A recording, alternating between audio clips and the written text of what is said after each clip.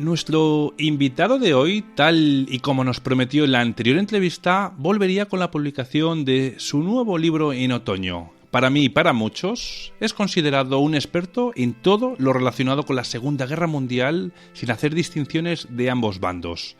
En aquella entrevista vino para hablarnos de su libro Eso no estaba en mi libro de la Segunda Guerra Mundial, y hoy viene para hablarnos de su nuevo libro y futuro éxito Eso no estaba en mi libro del Tercer Reich, de la editorial Almuzara.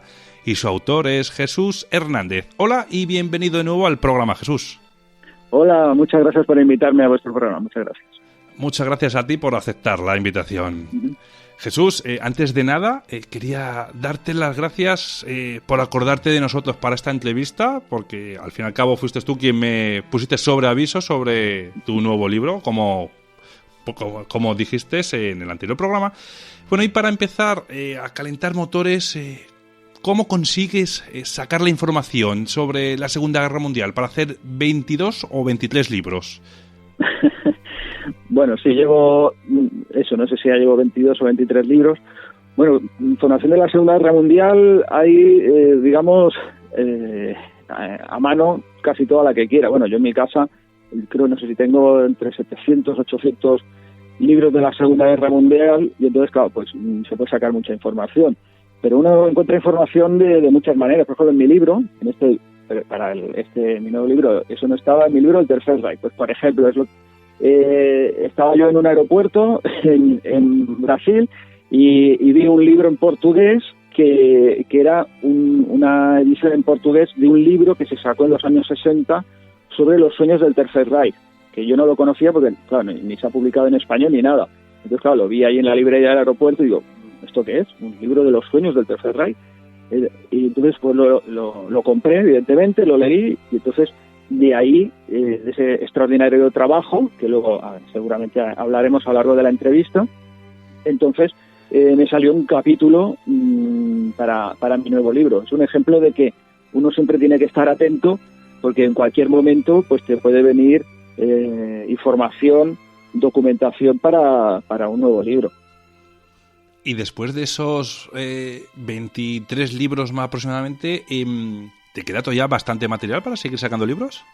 Bueno, pues sí. Sí, es que yo a veces lo pienso, cuando acabo un libro, pues digo, bueno, yo creo que ya de la Segunda Guerra Mundial ya se ha dicho todo y no creo que pueda sacar más cosas, por así decirlo. Pero enseguida me viene a la mente pues una idea, digo, de este tema nadie ha hablado, o no hay obras en español, o no. Es que es curioso, porque hay temas, por ejemplo, pues mi próximo libro, que tampoco quiero destripar nada, pero tuve una idea y digo, me parece que nadie ha escrito exactamente sobre esto.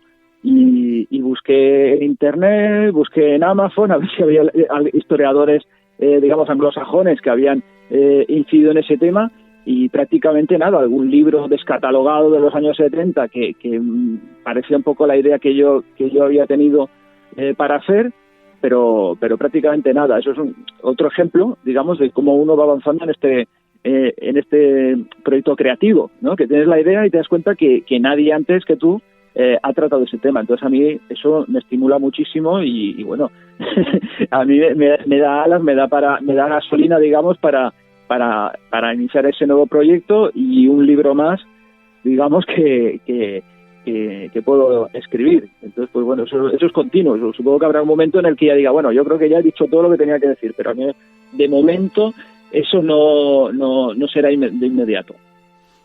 Sí, no, desde luego. O sea, siempre, si vas buscando siempre, claro, el tema más oportuno, pues claro, al final da para muchísimo, desde luego. Y además, como dices, encima parece que los libros te van como apareciendo, ¿no? O sea, así de la nada mientras vas viajando y demás. Exacto, sí. Es que es curioso, porque la inspiración te viene en cualquier momento. De pronto eso te viene un tema a la cabeza, o puede ser por la cosa más niña, de pronto como una inspiración, ¿no? Y de este tema, pues no hay nada. Pues mira, pues entonces reúnes información, documentación, ves que tienes suficiente para iniciar un libro y ahí te pones. Y luego el libro también te va hablando a ti, digamos, como por cómo quiere evolucionar y cómo quiere llegar finalmente. Es decir, tienes que saber escuchar tú también al libro para que te vaya diciendo por dónde quiere ir. Y al final, pues, el producto de todo, pues es eso, un nuevo libro más que añadir a la bibliografía, y así vamos haciendo. Muy bien, pues Jesús, tu nuevo libro consta de 2 partes, por así decirlo. La primera es la parte que más gusta, sin duda, a toda aquella persona amante de los logros tecnológicos y misiones secretas nazis, y la segunda parte habla de esa historia oscura y trágica de los nazis. ¿Cómo se te ocurrió esa idea de separar el libro en ambas partes? Pues yo creo que eso es el punto fundamental, o más característico de este libro. Yo cuando me planteé, eso no estaba en mi libro del Tercer Reich, digo, bueno, ¿qué enfoque puedo dar que realmente sea novedoso? Porque, bueno, en el libro del Tercer Reich todos sabemos, casi todos son iguales, ¿no? Todos sabemos cómo son. Y yo pensé, digo, bueno, pues yo creo que lo mejor es presentar una primera parte en la que se describan pues los logros, digamos, el lado más brillante, el lado más positivo, del Tercer Reich, que era la imagen pues que tenían muchos alemanes, que miraban hacia otro lado, digamos, de los aspectos más represivos, solo se quedaban con la parte más brillante, y también la mayoría de visitantes, de turistas, de visitantes extranjeros de Alemania, pues se quedaban maravillados ante lo que veían ahí, y todos los logros de la Alemania nazi. Entonces tuve la idea de presentar esa primera parte con ese lado más brillante del Tercer Reich, ¿no? Ese lado esplendoroso, y la segunda parte, la parte, digamos, pues más conocida, del lado, pues, digamos, criminal, ¿no? De los crímenes cometidos por el Tercer Reich. Entonces, por eso preferí hacer este esquema, digamos, como las 2 caras de la misma moneda, y entonces en esta primera parte pues explico eso, pues, los aspectos más agradables, más positivos, que normalmente los libros del Tercer Reich evidentemente pues no aparecen, y por eso he hecho que aparezca en este libro, porque realmente para que cuadre, digamos, con lo que no estaba en mi libro del Tercer Reich. Muy bien, pues si te parece vamos con la parte agradable. Bueno, y en él hablas de un Hitler distinto al conocido en el ambiente político, y esta parte de su vida comentas que los propios historiadores suelen evitarla por no generar polémica, más que nada. Y me gustaría que nos hablase sobre cómo un ciudadano de la nada consigue montar un imperio tan grande que si nos descuidamos hoy en día podemos estar hablando alemán en cualquier parte del planeta. Sí.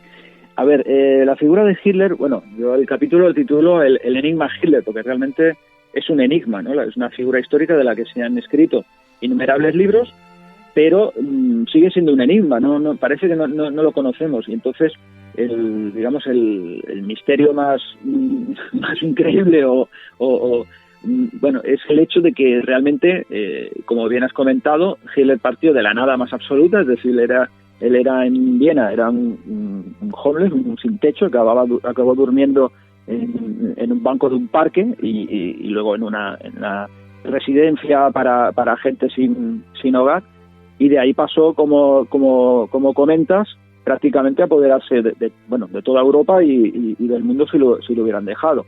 Entonces, esa idea yo desde hace años digo, bueno, ¿cómo fue posible que esta persona consiguiera estas metas?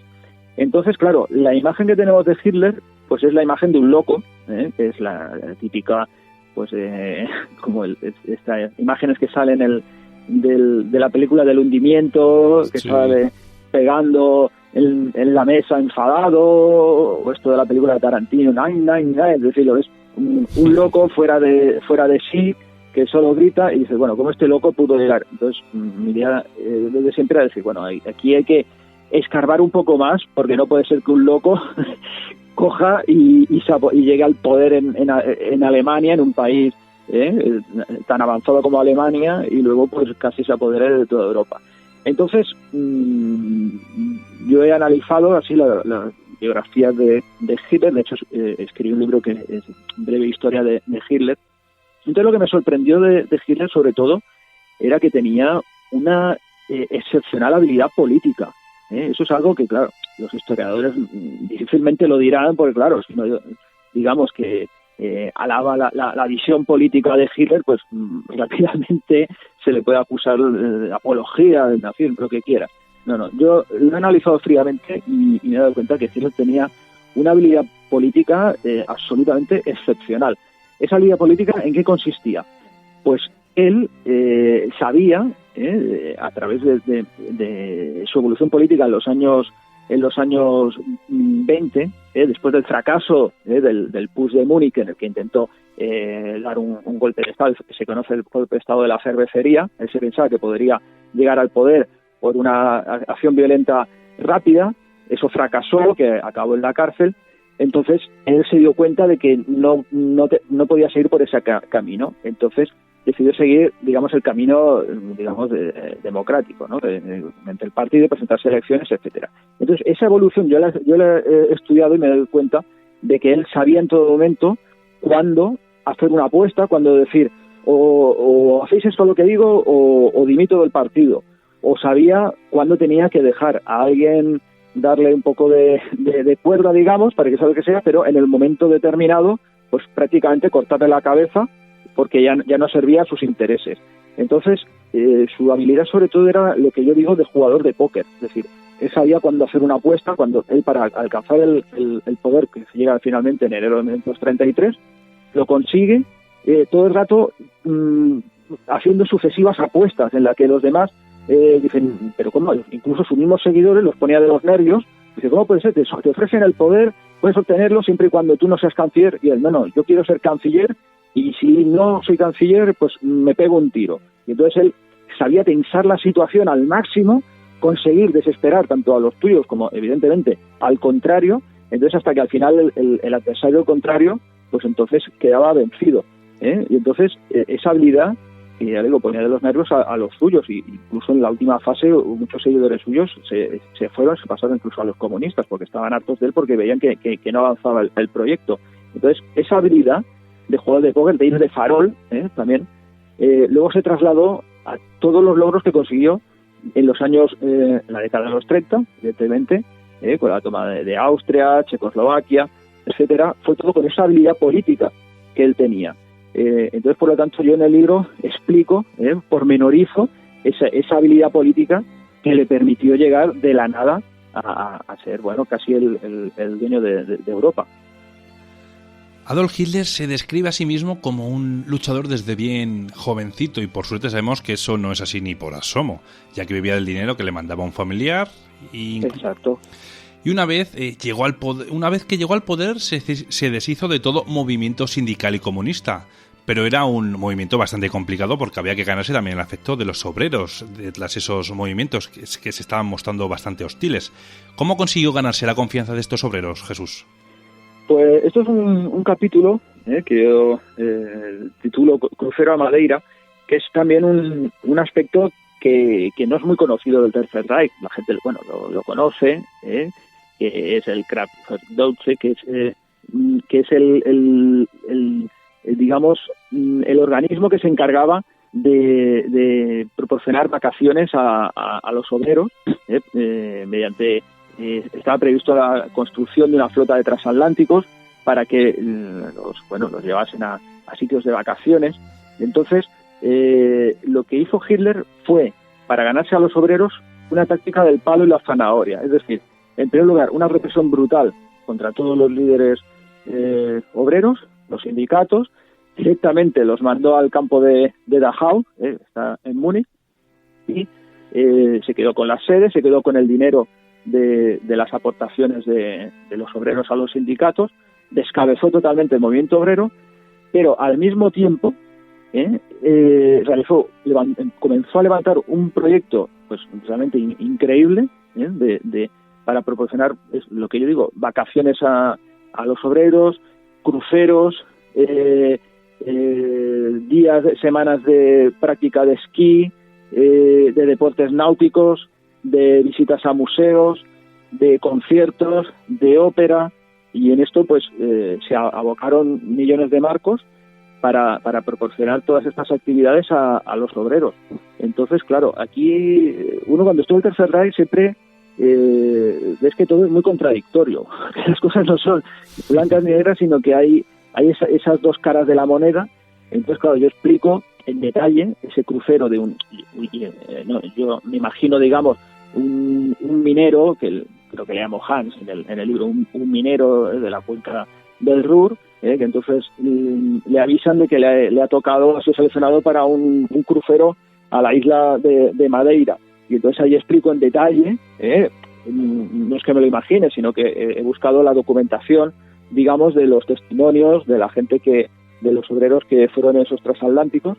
Entonces reconstruyo lo que era un viaje turístico saliendo del puerto de Hamburgo hasta Madeira. Entonces allí visitaban la ciudad, que eran muy bien recibidos por la población, hacían excursiones, eran recibidos por el embajador de allí se lo pasaban en grande y tomaban el sol y luego pues volvían. Entonces claro, volvían entusiasmados. Entonces le decían a los más obreros, bueno, pues mirad qué estupendo es el Tercer Reich, que gracias a esto he podido viajar en crucero, que evidentemente en los años 30, si hoy día es un lujo y no mucha gente se va de crucero, desde luego, hay que imaginar en los años 30, eso era una novedad increíble. Entonces claro, el régimen sabía lo que hacía, porque proporcionaba esas vacaciones.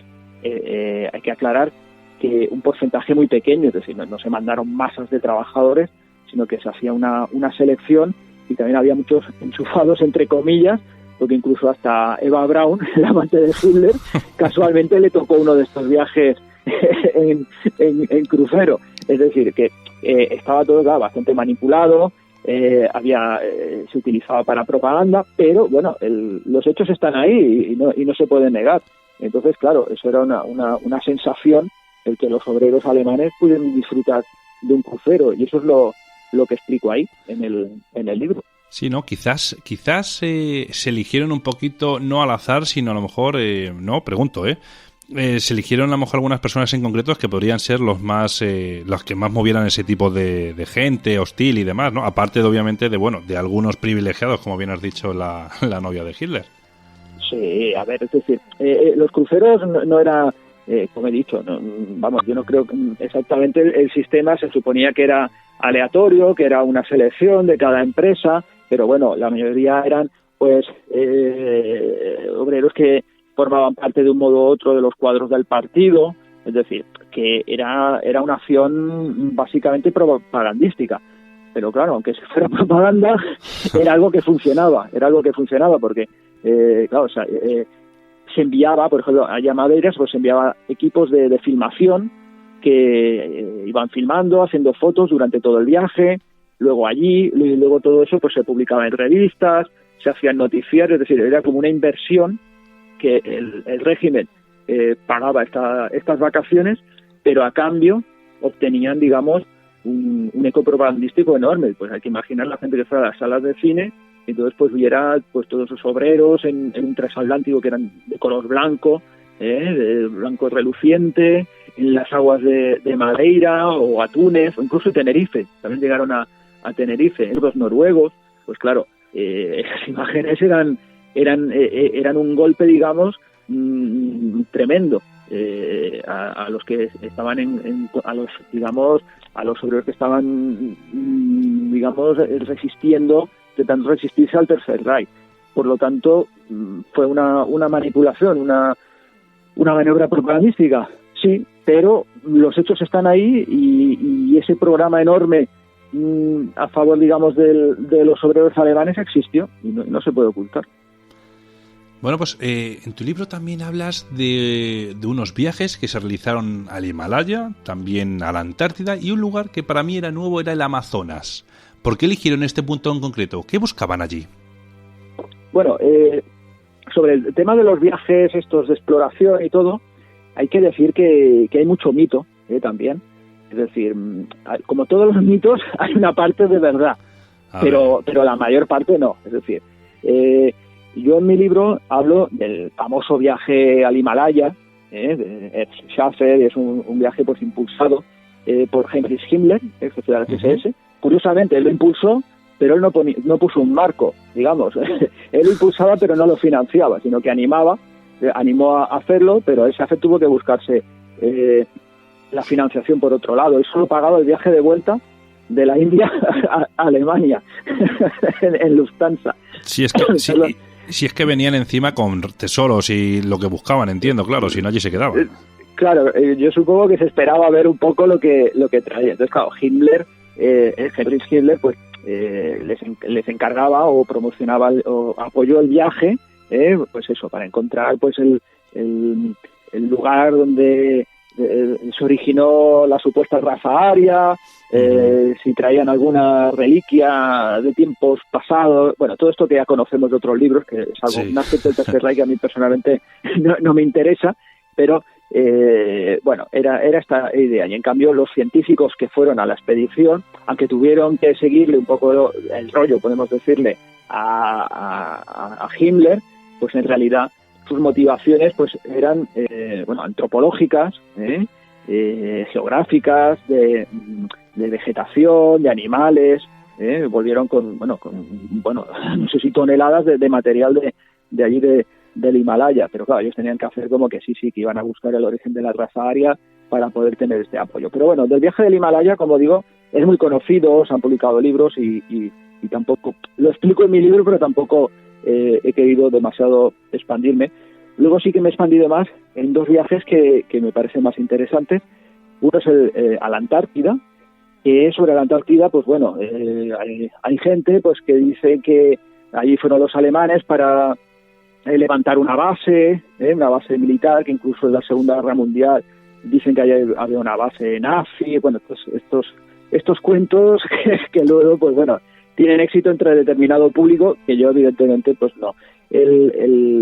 Digamos, la razón de ser de este viaje a la Antártida, pues fue más que nada el servir, bueno, en principio era buscar bases pues para barcos balleneros. Entonces el aceite de ballena era un elemento estratégico, y entonces pues se necesitaba para que los balleneros pues tuvieran una cierta base, ¿no?, para poder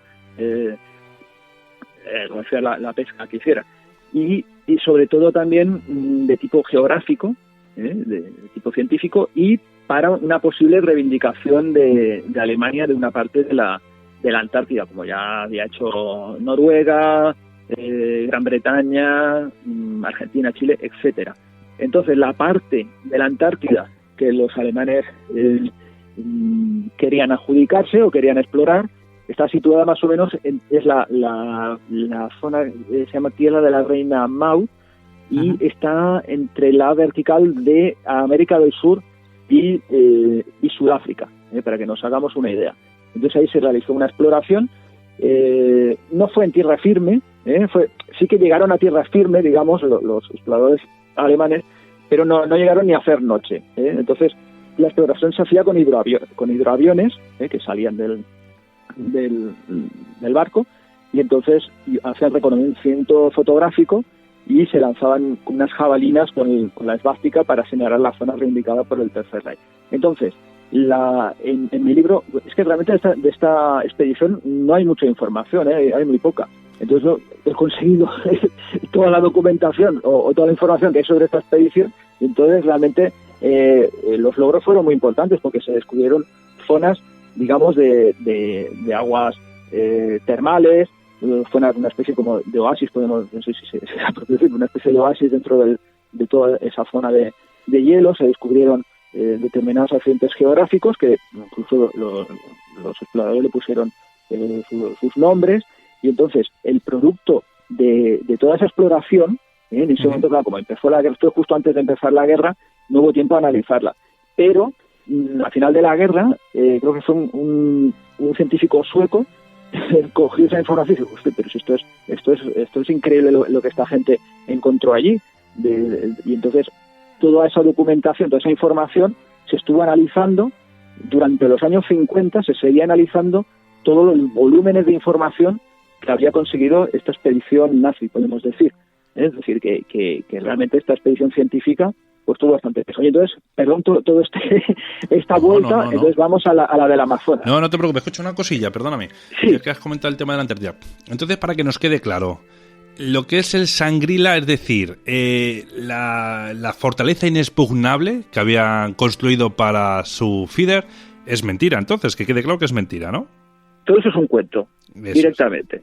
Es decir, a ver, yo igual podría vender más libros si digo que sí, que allí los nazis hicieron una base en la Antártida y desde allí enviaban ovnis, porque hay autores que apuestan por esa línea y les va muy bien. Pero yo no, yo es a lo que voy. Entonces la experiencia científica está toda documentada, está todo, y entonces evidentemente ahí no hay ni rastro de que se hubiera intentado construir nada. Es que de hecho es lo que he comentado antes. Los expedicionarios no llegaron ni siquiera ni a hacer noche en el terreno continental de la Antártida, porque estaban en su barco. Entonces, ¿a quién se le puede ocurrir de que los alemanes enviasen barcos, personal, miles de personas para construir allí una base de submarinos, por pequeña que fuera? Por pequeña que fuera, hubieran tenido que enviar material de Alemania, hubiera tenido que ir pues una flota de cargueros, hubiera tenido que participar a menos centenares de personas, y evidentemente no hay ni una sola noticia de que se produjera eso. Por lo tanto, ya puedo avanzar que cualquiera que diga de bases en la Antártida, todo eso es absolutamente un cuento, ya confirmado. Entonces, si no más consultas sobre la Antártida, no, porque la verdad, la próxima te iba a decir, entonces estamos diciendo, o podemos asegurar que la operación High Jump a lo mejor fue otra historia totalmente diferente, entonces, porque claro, si es cierto... Sí. Dime.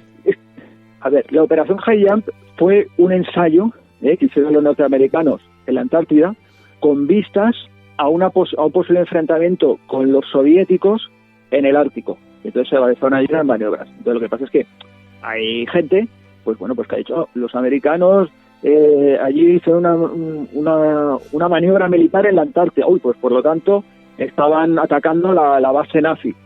Bueno, pues me parece genial para una novela, me parece estupendo y seguro que da mucho juego. Pero evidentemente un historiador mínimamente serio no puede dar absolutamente ninguna credibilidad a esto, que bueno, es una fantasía. No hay vuelta de hoja. Desde luego, pues nada, pues empezamos ya si quieres con la parte del Amazonas y ya está, seguimos.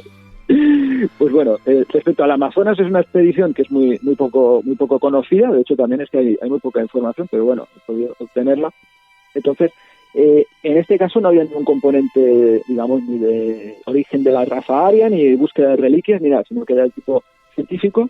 Un científico cuyo nombre era Otto Schutzkampf-Henkel, un nombre un poco difícil de pronunciar, que entonces organizó una expedición en la que, digamos, la gracia que tenía era utilizar un hidroavión para despegar. Ellos iban a explorar un afluente del Amazonas, el río Yari, que está en el norte de Brasil. Entonces, está cerca de la Guayana francesa, para que nos situemos. Entonces, la gracia de la expedición era que iban a llevar un hidroavión para poder explorar el río, aterrizando, amerizando, no sé cómo se dice, en el agua, y entonces ir dando saltos y ir cubriendo toda esa zona. Entonces Goering lo vio perfecto, el mariscal del rey, el jefe de la Luftwaffe, Hermann Goering, lo vio perfecto porque así podían ensayar, digamos, poner a prueba el hidroavión. Entonces llevaron el hidroavión empaquetado para allá y allí lo acabaron de montar, y entonces iniciaron la expedición. Y entonces, ¿qué es lo que pasó? Bueno, pues que el hidroavión para despegar y aterrizar en un lago, pues perfecto, pero claro, allí que son ríos allí enmarañados de raíces, con árboles gigantes y todo esto, pues claro, el hidroavión a las primeras de cambio se descompuso, se enredó con unas raíces. Los flotadores se fueron cada uno por un lado, los que iban pilotando pues se agarraron a los flotadores, acabaron por una cascada. Bueno, al final los indios los consiguieron, gracias a los indios de la zona del Amazonas, entonces los consiguieron rescatar, y el hidroavión, pues digamos que su historia no fue muy gloriosa. Entonces ya también lo empaquetaron, lo desmontaron, lo empaquetaron y lo mandaron a Alemania. Y entonces dijeron, bueno, pues vamos a seguir la expedición. Entonces siguieron explorando pues la vegetación, tipo antropológico también. Entonces, estuvieron del año 36 al 39, parece que fue, 37-39. Entonces, allí tuvieron contacto con las tribus de allí del Amazonas. Entonces, Otto Schutzkampf-Henkel incluso pues tuvo, digamos, una aventura con la hija de un jefe de allí de la tribu. Uh-huh.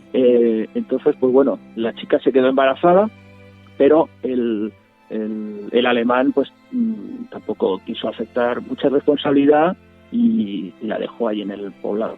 Y entonces volvieron ya a Alemania. Durante el viaje hicieron un documental que sería proyectado en Alemania con mucho éxito.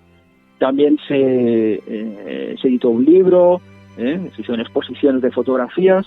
Entonces, pues, digamos, el valor antropológico fue importante. Y entonces, un aspecto que es curioso de esta expedición es que el hecho de Otto Suskam Henkel ideó el llevar a cabo la conquista, digamos, la invasión de la Guayana francesa desde Brasil. Es un plan que expuso a Heinrich Himmler, citó con él y le entregó un informe entero de que se podía invadir la Guayana francesa. El plan consistía en enviar a Brasil unos 150 presuntos científicos, que en realidad serían soldados de la guerra, mandarlos allí. Es que hace hasta gracia, ¿no? Porque sí, desde luego.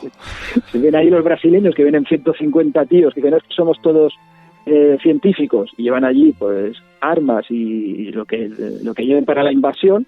Y entonces decían, pues 150 alemanes con un montón de los de las tribus que ellos antes habían contactado, que según ellos se ofrecerían voluntarios para formar una columna. Entonces esta columna marcharía a través allí de la cuenca del Amazonas, y entonces tomarían la Guayana francesa desde el interior.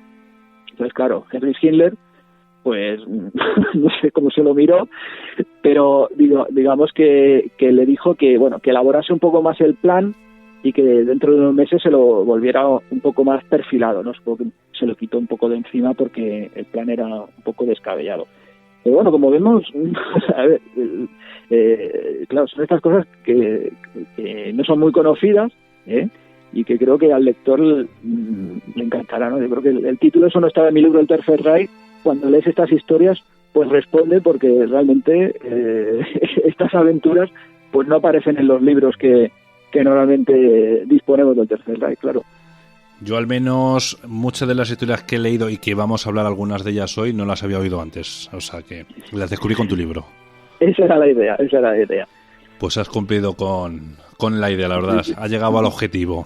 Bueno, sí, porque a veces los títulos prometen mucho, a veces nos encontramos, yo como lector, el libro te promete esto, lo que nunca le contaron, y luego te lo lees, son las historias de siempre. Y yo no quería, sobre todo no quería caer en eso, y digo, no, tengo que ser original, y al menos casi todo lo que ponga que al lector no le suene de nada. Entonces, con esto el Amazonas, por ejemplo, es un buen ejemplo. Desde luego. Como ejemplo también puede ser el siguiente tema, que era la obsesión que tenía la Alemania nazi por batir los récords de velocidad alcanzados por cualquier tipo de vehículo de tierra o aire de cualquier otro país, otra nación. Llegó realmente a conseguir batir algunos récords de velocidad de estos vehículos. ¿Y cómo lo consiguió, Jesús? Este es uno de los temas. Cuando uno escribe un libro, a veces tienes una idea, y luego conforme te vas documentando, pues tú mismo te vas sorprendiendo y vas diciendo, bueno, pero ¿cómo es posible esto? Entonces el capítulo en cuestión adquiere otro nivel, ¿no? Entonces esto me pasó con el de la velocidad. A ver, yo partía de la base de que, bueno, los alemanes pues tenían la idea, digamos, de demostrar que la tecnología alemana era puntera en el mundo, ¿no? Entonces, pues todos sabemos, digamos, sobre todo los aficionados al automovilismo, pues las míticas flechas plateadas, que eran vehículos Mercedes, sí, y Auto Unión. Auto Unión era un conglomerado de varias empresas, entre las cuales estaba Audi. El actual Audi estaba dentro de Auto Unión. Entonces, lo que hizo Hitler fue promover, él mismo impulsó de que se uniesen o compitiesen, mejor dicho, Mercedes y Auto Unión por fabricar los mejores bólidos de velocidad del mundo. Entonces les dio lo que necesitasen. Dijo, bueno, lo que necesitáis lo tenéis, pero tenéis que conseguir que los coches alemanes sean los más rápidos del mundo. Y entonces pues se pusieron Mercedes y Autonion a competir entre ellos, ¿eh? Entonces, Mercedes pues con su dos Caracciola y Autonion con Bert Rosemeyer. Esto igual la gente normal, digamos, no le suena, pero los aficionados al automovilismo seguro que esto lo conocen. Entonces hubo como este duelo entre los dos pilotos y las dos marcas, que esa competición fue que el automovilismo alemán pues se apoderase, digamos, dominase los circuitos europeos. Entonces, claro, no era el mundial de automóviles, sino que era solo de Europa, ¿no? Entonces, al final, ellos se repartían los premios y los récords de velocidad, ¿eh? Entonces, pues, Bert Rosemeyer consiguió el récord de velocidad en creo que 421 kilómetros hora, me parece, ¿eh? ¿Y en qué año fue esto, Jesús? Perdón. Esto fue, creo que en el 37, a finales del 37. Y entonces, en enero del 38, se citaron los dos en un tramo de la autopista, ¿eh? Y entonces, Riccardo Caracciola con Mercedes batió el récord, eso en enero, fue, que es un tiempo que no era para los récords, porque digamos que los récords siempre se intentaban en octubre, que es un tiempo así que no hace ni calor ni frío, pero en cambio en enero en Alemania, pues ya nos podemos imaginar el viento, sí, el frío, pues entonces a primera de la mañana, creo que fue a las 8 de la mañana, entonces Rudolf Caracciola consiguió de nuevo batir el récord del mundo, que antes había conseguido su compatriota, y entonces una hora después ya estaba preparado Bert Rosemeyer para él batir el récord del mundo de su compañero. Pero ¿qué pasaba? Que soplaba un viento helado, hacía frío, el tiempo meteorológico no era el mejor para intentar un récord del mundo, además en la autopista, que las medidas de seguridad no son como en un circuito. Pero aún así, Bert Rosemeyer dio una vuelta, digamos, hizo un tramo de reconocimiento, vio que el tiempo no era más adecuado, pero aún así se la jugó. Entonces, fue con el coche de nuevo, entonces parece ser que estuvo cerca de batir de nuevo el récord, pero se estrelló, perdió el control del coche, un golpe de viento entre unos árboles, le dio un golpe de viento, el coche se estrelló y él falleció. Pero bueno, todo esto lo explico en el libro mucho más detalladamente. Entonces esto fue, digamos, el punto digamos, mítico, digamos, del automovilismo alemán, que fue esta desgracia de Bert Rosemeyer. Pero, como digo, lo que te das cuenta cuando te documentas respecto a la velocidad es que la tecnología alemana se puso, digamos, avanzó, yo diría, unos 20 o 30 años de golpe, gracias a ese impulso que se le dio. Lo mismo sucedió en el campo de las motos. También BMW, por así decirlo, recibió la orden de Hitler, le tenía que ser las mejores motos del mundo. Y bueno, pues batieron los récords de velocidad, se apoderaron de los circuitos, el dominio era absoluto, incluso ganaron en la isla de Man, que es el circuito de Inglaterra, que hasta entonces solo habían ganado ingleses, y entonces fueron los alemanes y consiguieron incluso imponerse allí, en la propia Inglaterra. Es decir, el dominio era absoluto, y era porque la técnica alemana en esos años avanzó, pues ya lo digo, es que décadas, y luego cuando analizas también los récords de velocidad en el aire, yo me quedaba alucinado de que veías que hasta el año 33, 34, pues los récords de velocidad de aviones, pues franceses, norteamericanos, ingleses, y luego de pronto llegan los nazis al poder y de estos récords de velocidad, todos alemanes, y incluso durante la Segunda Guerra Mundial, pues ya se batieron ya los récords, pero ya, lo que pasa es que entonces no se podían homologar porque lo tenía que hacer una entidad suiza, pero bueno, se llegó a los 900, 1000 kilómetros hora, es decir, una auténtica burrada de ese dominio que, bueno, que batió todos los récords.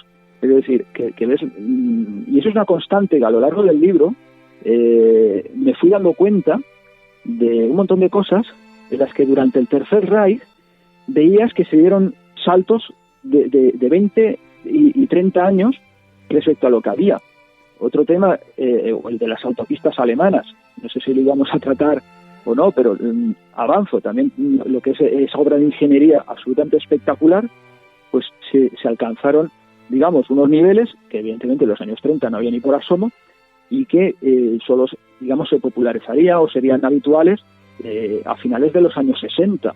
Entonces, ¿cómo fue posible que en el Tercer Reich, en esos pocos años, se alcanzasen metas, digamos, que superaron en 2-3 décadas lo que sucedía en el resto del mundo? Es un misterio. Y ya no digamos con la V2, la famosa bomba volante, el cohete V2, que creó Werner von Braun en Peenemünde con su equipo de científicos.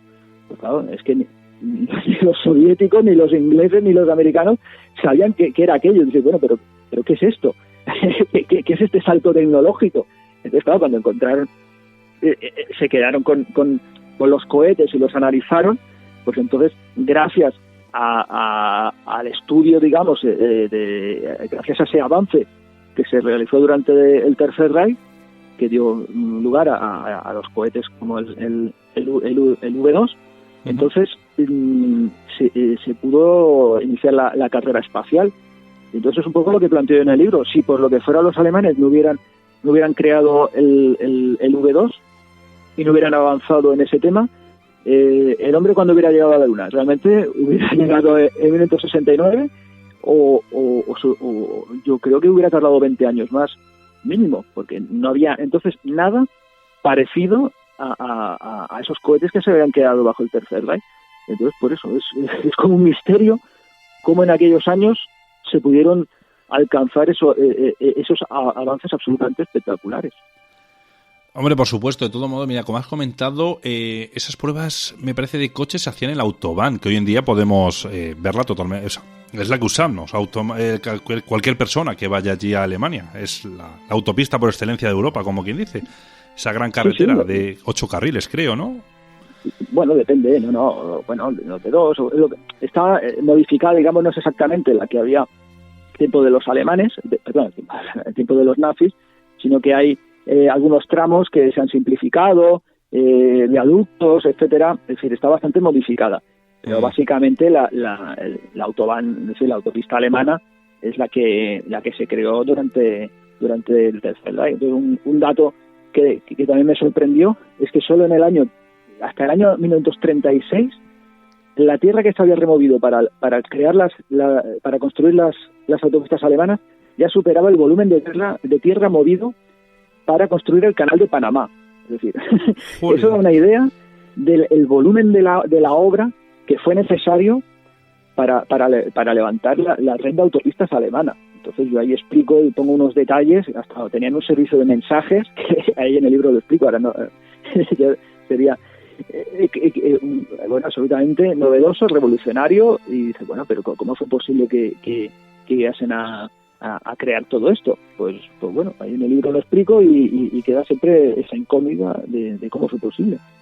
Hombre, yo creo, y esto es opinión mía, esto es todo como reunir al final a los mejores científicos que había en la época, que Alemania tenía prácticamente todos, y los que no tenían nacionales los cogía, porque también cogió a muchos de Rusia en su momento, y bueno, pues le dio rienda suelta, le dijo, quiero esto.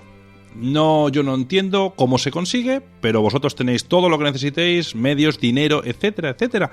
Me lo tenéis que conseguir. Y escucha, al final, con buenos medios, dinero, etcétera, o sea, se consigue al final todo, es cuestión de tiempo.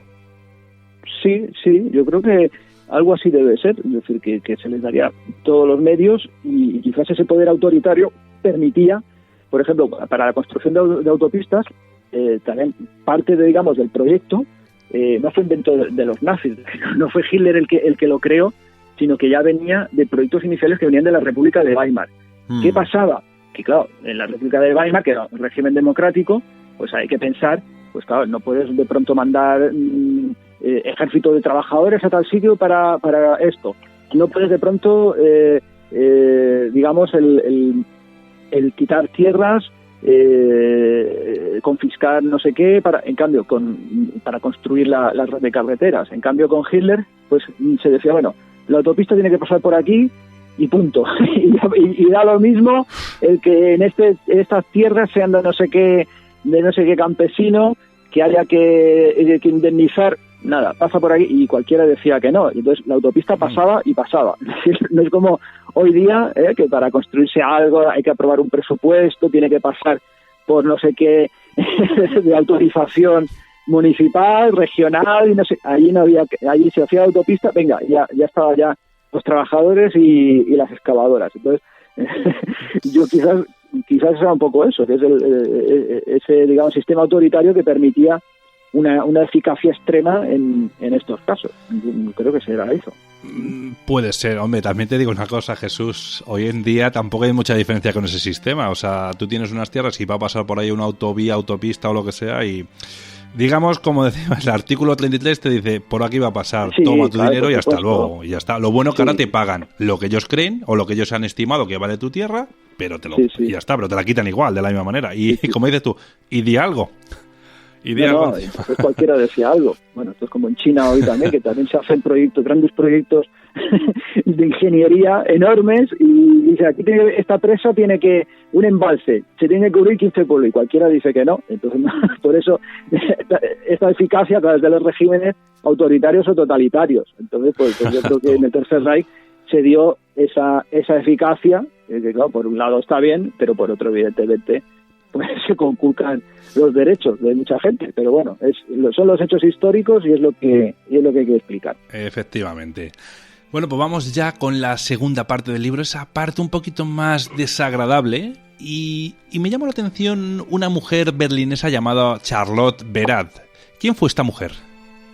Pues esto es lo que yo comentaba al principio, que fue eso, pues en un aeropuerto que había este libro, que era sobre los sueños bajo el Tercer Reich, que yo no tenía ni idea de que existía, y es porque se publicó en los años 60, y ya luego se olvidó, ahí quedó, y por lo que sea alguien pues lo recuperó y lo tradujo al portugués, que fue la edición que vi, y eso me lo descubrí. Digo, bueno, ¿esto qué es?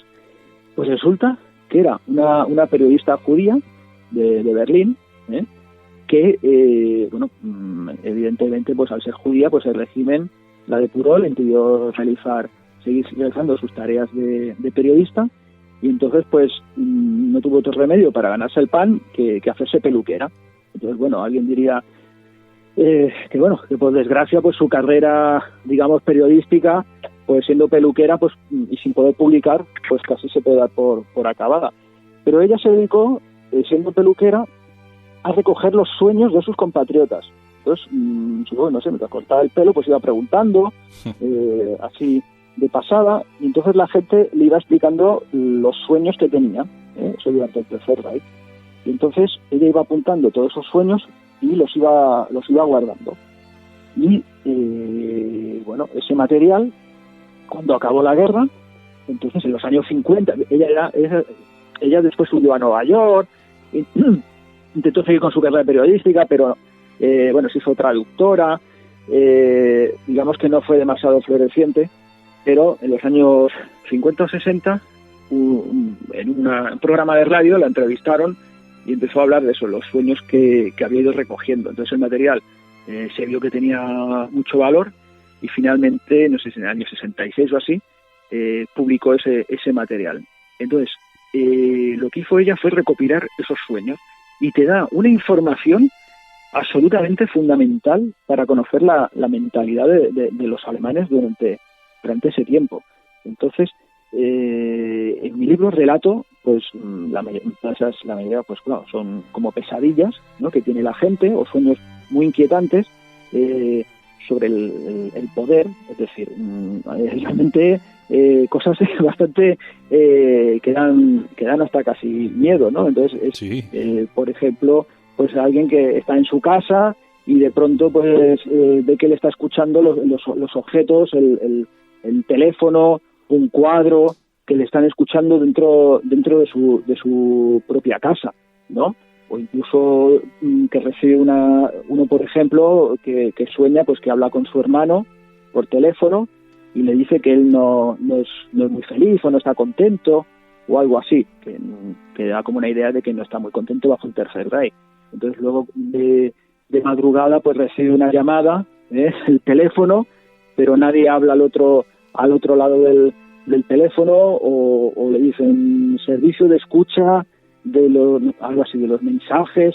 Entonces, claro, ves que la gente está asustada porque ve que el régimen pues les puede estar escuchando en cualquier momento, ¿eh? Entonces hay ese temor, digamos, a verse señalados o significados. Entonces hay una serie de sueños que realmente parecen de kafkianos, ¿verdad? Y que resultan muy inquietantes. Y entonces pues hay las contradicciones que hay entre ser resistente, mostrar su resistencia al Tercer Reich, y por otro hay como un deseo de verse reconocido. Incluso hay pues personas que son mestizas, digamos, que son judías, pero intentan pues entrar dentro del sistema y hacerse amigos incluso de Hitler o de otros jerarcas. Es decir, que hay una especie como de temor al nazismo, pero a la vez intenta meterse dentro del sistema. Entonces, en ese capítulo explico esa serie de sueños que realmente te dejan así bastante inquieto, ¿no?, sobre la mentalidad que tenían entonces los alemanes y bajo el Tercer Reich. Es un material de primerísima importancia y que me extraña, claro, que no haya sido, digamos, pues más difundido, pero bueno, ahí explico la mayoría de los sueños más interesantes. También hablas sobre un prisionero llamado Joseph Kohout. Perdonad por mi alemán si lo he pronunciado mal. Sí, no, muy bien, sí. Ah, vale, perdón, perfecto, entonces. Sí. Bueno, pues este prisionero decidió romper el silencio que había en torno al Holocausto en su libro Los hombres del Triángulo Rosa. ¿Qué es lo que contaba en este libro y por qué fue tan importante en aquella época? Pues esto es otro tema muy interesante del Tercer Reich, que es digamos, lo que le pasó a los homosexuales, ¿no? Es un colectivo que bueno, digamos que en el Holocausto los que resultaron perjudicados, evidentemente, fueron los judíos, pero hubo otro colectivo, como fueron los homosexuales, que sufrieron una persecución brutal, pero que es prácticamente desconocida, o hay muy pocos detalles. No se sabe, incluso no se sabe cuántos fueron a los campos de concentración, puede que sean unos 12.000, no me acuerdo exactamente qué cifra es. Incluso fueron sometidos a castración forzosa. Tampoco se sabe cuántos, puede que fueran unos 2.000, no se sabe. Entonces, ¿por qué no se sabe exactamente los detalles? Pues fue porque cuando acabó la guerra, es curioso, porque yo no lo sabía, la homosexualidad estaba penada por el sistema legal, tanto por ejemplo de Francia como de Alemania. En Alemania creo que hasta el año 2004, una cosa así, era ilegal. A veces, claro, nadie enviaban a la cárcel, pero seguía, digamos, en el ordenamiento jurídico. Y aparte, digamos, del estigma social que evidentemente podía haber en los años 40, 50, 60. Entonces, claro, todos los que habían estado en campos de concentración por ser homosexuales, evidentemente todos callaron cuando acabó la Segunda Guerra Mundial, y por lo tanto esa parte del Holocausto, de la persecución, como quieras decirlo, pues quedó absolutamente orillada. Entonces fue Joseph Kohout el que a finales de los años 60 decidió difundir su testimonio, y entonces lo haría, es que es curioso, lo haría él bajo seudónimo, pero a la vez eso escrito por un periodista, ¿vale? Es decir, que era un periodista o un escritor que de manera, digamos, que se suponía que era como una novela, es que entonces eso en los años 60 era un poco mezclar ficción y realidad, era normal. Entonces presentaba casi como una novela, y estaba escrito por él, pero con un seudónimo, todo muy difuso, lo que da idea, digamos, del temor que había a significarse por este tema. Entonces ahí aparecía, pues bueno, todo, digamos, lo que pasó Joseph Kohout, por el tema, bueno, fue detenido por homosexual, luego como iba pasando por los campos de concentración, y entonces allí ellos eran los que lo pasaban peor, porque bueno, llevan el Triángulo Rosa, por eso ellos hablan del Triángulo Rosa. Entonces, claro, los demás prisioneros, cuando veían que llevaban el Triángulo Rosa, pues bueno, digamos que los sometían a todo tipo pues de vejaciones, de abusos, fácilmente imaginable, ¿no? Entonces, pues claro, para sobrevivir, por así decirlo, pues tenían que buscarse los favores de un capo, que eran los prisioneros que, digamos, los alemanes les encargaban de de vigilar el barracón, y tenían cierto poder. Pues entonces tenían que intentar convertirse, digamos, en amantes de estos capos para recibir algo de protección. Entonces Joseph Kohout, pues ahí explica cómo va pasando, digamos, de un campo a otro. Era cuando ellos llegaban a un campo de concentración, entonces hacían casi como una subasta de esclavos, ¿no? Los ponían allí, llegaban los capos y se los repartían. Entonces, bueno, pues los más jóvenes o lo que fuera, pues entonces se los quedaban, se los vendían entre ellos. Entonces, claro, y ahí en el testimonio de Kohlhaas, pues claro, explica pues que él era, digamos, el amante de uno de esos capos, y luego resulta que lo vendía a otro. Bueno, algo tremendo, ¿no? Digamos que aparte de la represión que sufrían propiamente por el aparato represivo nazi, pues luego estaba la dinámica del campo que hacía que bueno, la existencia allí pues fuera terrible. Encima, digamos, homosexuales eran casi los primeros que utilizaban los nazis para los experimentos científicos. Bueno, científicos, pseudocientíficos, dentro de los campos, que ya sabemos cómo acababan. Por lo tanto, claro, salían absolutamente, al acabar la guerra, los supervivientes salían absolutamente traumatizados, y si cuando llegaban a su vida normal, encima, pues, el tema de ser homosexuales, pues, era digamos, un nuevo estigma a todo lo que habían sufrido. Por lo tanto, la mayoría optaron por callar. Entonces está este testimonio de Joseph Kohlhaas, y luego se conocen dos más, que son los que explico, Pierre Schill y luego Rudolf Bradbach. Y entonces, básicamente solo he encontrado estos tres testimonios, no hay ninguno más. Entonces, cada uno de ellos acabó, digamos, con mucho esfuerzo, acabaron poniendo su testimonio por escrito. Rudolf Bradbach, pues no sé si lo escribió cuando tenía 90 y pico años, Es decir, que había mucho miedo, o temor, reparo, a explicar su experiencia durante el Tercer Reich. Entonces, me pareció, ya que mi libro se llama Eso no estaba en mi libro El Tercer Reich, me pareció absurdo volver a hablar, pues, del Holocausto judío, de Auschwitz, que todo eso todo el mundo lo conoce de sobras, aparte de por los libros, pues, las novelas, las películas, las series, todo.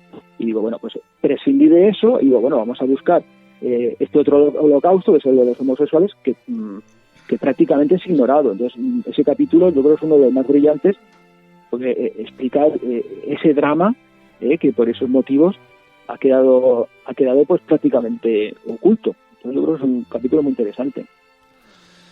También otro capítulo que me pareció bastante interesante y que aviso que quizás no sea apto para todos los públicos por el contenido delicado del que trata. Bueno, pues es el de un médico llamado Kurt Heissmeyer, que trabajaba en un centro de rehabilitación para enfermos de tuberculosis. Su sueño era convertirse en profesor de universidad, y para ello debería primero de llevar a cabo un proyecto experimental. ¿De qué se trataba este experimento, Jesús? Bueno, este capítulo, que es el de Kurt Heissmeyer, que es el típico médico nazi, para que nos entendamos, tipo como Mengele, pues este es otro igual o peor. Sí, desde luego.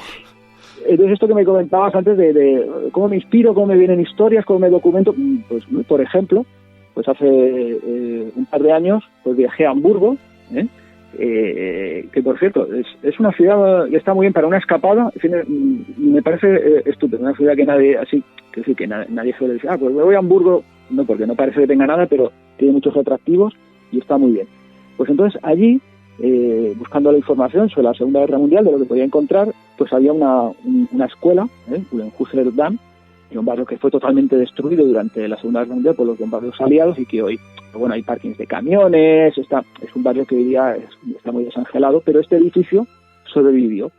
Y entonces me documenté sobre ese edificio, y resulta que allá había habido pues un hecho, digamos, pues bastante, como has dicho, bastante terrible, ¿no? Durante la Segunda Guerra Mundial, que quizás casi mejor dejarlo luego para que los lectores lo lean, porque ahora la verdad tampoco me apetece describir lo que ocurrió allí, ¿no? Porque, bueno, ya lo sabemos.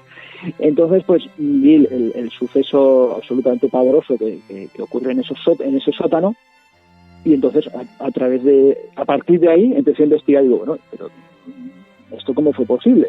Entonces eso me llevó a la figura de Kurt Heissmeyer, que era un neumólogo del campo de concentración de Neuengamme, que está muy cerca de Hamburgo, Y también la gente no lo conoce, la gente dice que has estado en Neuengamme y no sabe dónde está. Es un campo de concentración enorme, que está muy bien conservado y está a las afueras de Hamburgo. Pues allí hay donde estaban los barracones, está señalado por unas filas de piedras, entonces allí había un barracón en el que se hacían experimentos médicos, y era en el que estaba allí trabajando, es decir, Kurt Heismayer, este médico de las SS. Entonces él quería crear o conseguir una vacuna para la tuberculosis. Entonces para eso cogía a los prisioneros de allí del campo de concentración y los utilizaba como cobayas. ¿Qué pasaba? Pues que no funcionaban estas vacunas, y entonces pues él creyó que lo mejor era hacer los experimentos con niños. Entonces, como no había niños ahí en el campo, encargó que le encargasen una veintena de niños judíos del campo de concentración de Auschwitz. Entonces, pues claro, le mandaron pues una veintena de niños desde Auschwitz, y entonces pues es lo que decimos, en el capítulo, pues, un horror, porque bueno, allí los sometieron a experimentos que bueno, en fin. Y luego, pues cuando se acercaban ya, digamos, el final, las tropas aliadas y tenían que liquidar todo el campo, pues entonces llevaron esos niños para no matarlos ahí en el campo, que podía correrse la voz y no era adecuado. Los llevaron a Hamburgo, a esa escuela, al sótano, y entonces allí pues bueno, los asesinaron. Hay unas circunstancias pues que prefiero no describir. Mejor. Y entonces pues bueno, ese suceso, que allí es recordado, porque ahí en el patio de detrás de la escuela pues hay un jardín de rosas, unas lápidas, y entonces allí se recuerda la memoria de aquellos niños asesinados. Bueno, también y unos prisioneros soviéticos también allí los mataron. Entonces esa historia, que me parece pues muy significativa, pues la verdad es que en España yo no la he visto en ningún libro, y bueno, y otros libros también, es que no la he visto en ningún libro. Entonces, yo tampoco, la verdad. A mí es que ni me sonaba. Yo antes de ir a Hamburgo no conocía esa historia para nada, ¿no? Entonces, por lo tanto, pues me pareció muy interesante incluirla aquí en el libro de eso, ya que eso no estaba en mi libro del Tercer Reich.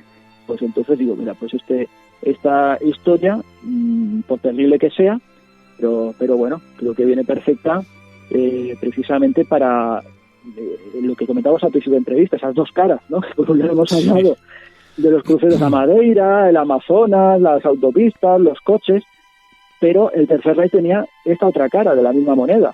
Y entonces, claro, ¿cómo es posible que sucedieran las dos cosas a la vez?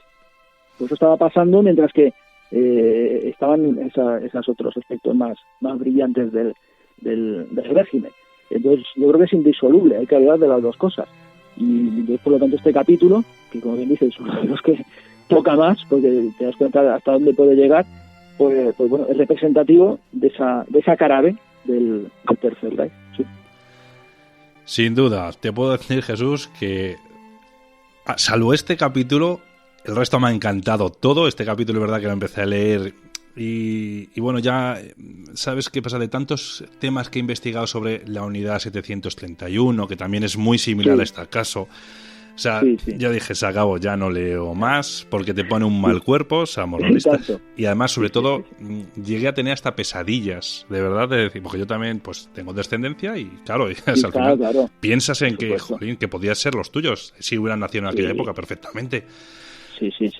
Así que, bueno, pues, oye... hay un detalle incluso de esta historia, que también dentro del grupo de niños había un niño italiano, creo Marco Simone o algo así, y claro, su familia no sabía el destino. Acabó la guerra, sabían que el niño había muerto, pero la madre se negaba a asumir que el niño había muerto, y ella estuvo hasta que se murió esperando que su hijo, que ya que se lo habían llevado los alemanes, pues que volviese. Pues claro, como tú dices, son esos detalles que para el que tiene hijos y tal, pues te deja ahí un mal cuerpo tremendo, pero bueno, es un poco lo que explico en el epílogo del libro, que es eso, que los alemanes, cuando acabó la guerra, se dieron cuenta que esa cara esplendorosa del Tercer Reich, que era la que habían conocido, pues detrás había esa otra cara que a ellos les había estado oculta, pero que siempre había estado ahí. Entonces, al final del libro, yo quiero conseguir esa sensación de que te des cuenta de que el Tercer Reich tiene esas dos caras y bueno, hay que asumirlo así. Ya te digo que lo has conseguido, igual que te dije que me has conseguido tener enganchado a ese libro hasta que conseguí acabarlo, con esto también lo has conseguido, la verdad. Me alegro. Sí. Pero bueno, nada, pues sin duda, como te dije, creo que fuera de micro, fue el libro que más me ha gustado de todos los que has escrito y de los que he leído tuyos es el que más ha gustado sin duda. ¿Dónde podemos adquirir este libro, Jesús? Bueno, pues el libro, como estamos diciendo, se llama Eso no estaba en mi libro, El Tercer Reich, lo edita la editorial Almuzara y está disponible en todas partes, es decir, eso no hay ningún problema, está en Amazon, en la Casa del Libro, en el FNAC. Afortunadamente esta editorial, que es muy importante, tiene muy buena distribución y no hay ningún problema para encontrarlo en ningún sitio, es decir, está disponible en toda España. Y esperemos que también en Sudamérica, que seguramente tienes oyentes de allí. También los libros, mis libros también van yendo a también el mercado sudamericano, que es muy receptivo a mis libros. Eso estoy muy contento por ello. Y por lo tanto, pues tarde o temprano también estará disponible por allí. Ya solo te falta traducirlos al inglés y ya te vas a Estados Unidos y te forras. Sí, a ver si igual algún día, sí, a ver si es verdad. Es que no sé qué tiene, que es traducir un libro al inglés y se vende solo, oye. Sí, no. Me ofrecieron traducir un libro mío al inglés, pero que entonces tenía que firmarlo otro, un nombre de John Smith, yo que sé, un nombre así. Y dije, hombre, esto no sé, no es muy serio y tal, luego la cosa quedó en nada, pero me hace gracia, es decir que igual ahí en Estados Unidos el libro firmado por Jesús Hernández pues no vende, pues igual tengo que cambiarme el nombre, ponerme uno en inglés, y entonces igual vendo por allí, pero bueno. Bueno, oye, igual un día llega. Todo tiene un precio, Jesús. Sí. Bueno, pues hoy nos hemos dejado muchos temas sin tratar en esta entrevista. No hemos, yo creo que tocado ni el 10% de todo lo que cuenta en el libro, así que animo a los oyentes a leerlo. ¿Y qué te parece, Jesús, si nos recuerdas la forma de contacto tuyas por si algunos lectores quieren hacerte alguna pregunta? Pues bueno, la manera más fácil de contactar conmigo en Facebook, que todo el mundo tiene ahora en Facebook, pues tengo una página que es Jesús Hernández, página oficial. Eso lo buscan y a través de ahí los mensajes pueden contactar conmigo tranquilamente. Luego también tengo un blog que se llama Es la Guerra, que tiene, no sé si 1 millón o 2 millones de visitas ya, hace un montón. Y muchas, entonces simplemente ponen en el Google, pones Es la Guerra, sale directamente mi blog, de ahí sale mi correo, manera de contactar, y además yo agradezco mucho el contacto con los lectores, perfecto, que me digan, pues me ha gustado o no me ha gustado, y sobre todo cuando me dicen, mira, en la página tal, en la fecha, no sé qué, aquí te has equivocado, a mí eso no me sabe mal, me está estupendo porque así, en una segunda edición, pues lo puedes corregir porque igual nadie se ha dado cuenta o lo que sea, es decir, que cualquier comentario, observación, lo que quieran, será bienvenido, claro. Muy bien, estoy viendo aquí también que en tu libro, en la portada, donde apareces ahí una foto totalmente de época, con tu cámara también de la época, sí. Bueno, pues también abajo veo que tienes ahí también, por si acaso no tenéis dónde apuntar, los que vayáis a adquirir el libro, tiene ahí el email, como bien ha dicho la página web, sí. El Twitter e Instagram. Exacto, Twitter, Instagram, de todo. Twitter, J. Hernández 66, J. Hernández 66 y el Insta, pues Jesús Hernández 3945, Jesús Hernández 3945 en Instagram. Ahí voy colgando algunas fotitos de mis viajes que hago y también que hago recreación histórica y también de periodista, de corresponsal americano en la Segunda Guerra Mundial. Entonces también cuelgo fotos y la foto la foto que tengo de la solapa, que es la que aparezco vestido de soldado de la Segunda Guerra Mundial. Curiosamente fue tomada exactamente el 6 de junio de este año, que es el 75 aniversario del Segundo de Normandía, fue tomada ese día en Omaha Beach. Es decir, que hasta la foto de la solapa es pura Segunda Guerra Mundial. El 75 aniversario, que estuve ahí de recreador, tuve esa suerte, en Normandía, pues la foto está tomada el día del 75 aniversario en Omaha Beach. Es decir, de aquí se cuidan todos los detalles. Ya te digo, no. Reportero, vamos, de guerra total ahí, in situ. Claro. Y tanto. Pues muy bien. Bueno, pues esto no estaba en mi libro del Tercer Reich, de la editorial Almuzara y su autor Jesús Hernández. Jesús, te voy a hacer la misma pregunta que te hice la otra vez. Ya sé que estás pensando en un nuevo futuro proyecto de un nuevo libro. Sí. ¿Para cuándo podremos, más o menos calculas tú, que podremos disfrutar quizás de este libro? Bueno, esto es eso, ¿no? Que estaba acabando este libro y ya me surgió la idea de un nuevo libro. No quiero dar muchas pistas, no sea que alguien se me adelante, pero bueno, tiene también algo que ver con el Tercer Reich, tema de nazis, Tercer Reich, pues un tema que curiosamente no es lo que dije, que busqué en Amazon y bueno, pues a algún historiador anglosajón se le habrá ocurrido esto y no había prácticamente nada. Entonces se me ocurrió este tema, entonces ya lo tengo ya hablado para hacerlo. Entonces, a ver, yo de momento fechas es difícil el decirlo, pero bueno, igual no sé, igual para la primavera, igual antes del verano, o depende cómo, igual de aquí un año pasado el verano, esto siempre las editoriales hay que esperar, ellos tienen su programación, tienen que encajar el libro. Pero bueno, yo casi seguro que para septiembre, por ejemplo, del año que viene, yo creo que seguro que está, y si no, pues igual antes, en mayo o así, está mi próximo libro, que bueno, espero que también les guste a todos. Sin duda. Como te dije la otra vez, Jesús, esta es tu casa y ya sabes que puedes volver cuando quieras a hablarnos de tus libros, tus trabajos, lo que necesites. Y sé que si algún oyente se anima a hacer alguna pregunta, véase a través del WhatsApp del programa, Jesús estará encantado de poder seguramente responderla. Perfecto, pues claro que sí. Ha sido un placer y vamos, encantado de que me hayáis invitado. Perfecto. Muy bien, Jesús, pues muchísimas gracias por compartir con nosotros tu trabajo y te deseo el mejor de los éxitos y ojalá y vendas decenas de ediciones. Creerme, este libro lo merece. Pues muchísimas gracias, ha sido un verdadero placer, muchas gracias. Venga, muchísimas gracias, Jesús, un fuerte abrazo. Igualmente. Gracias.